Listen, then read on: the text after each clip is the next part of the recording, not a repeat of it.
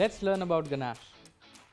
Did you know that there are different types of ganache and the ratio and proportions of chocolate and cream keep on changing based on what you are going to use the ganache for. In this video, let's learn how to make a ganache for filling in between your cakes.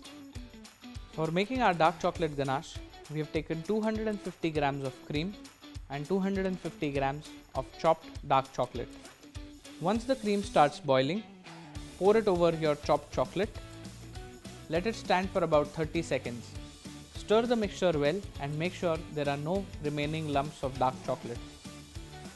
Once the ganache reaches a temperature of 35 to 38 degrees Celsius, add about 25 grams of unsalted soft butter in the ganache.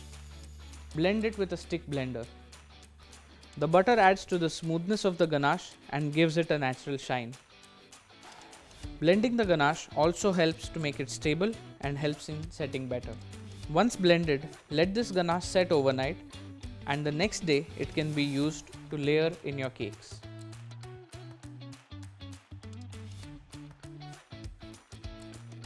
The ratio for making a dark chocolate ganache for filling in cakes is 1 part of chocolate and 1 part of cream.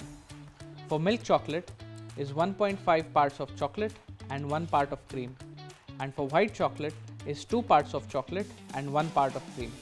An important tip to remember while storing your ganache is that once your ganache is made, don't cover it immediately and store it inside the refrigerator.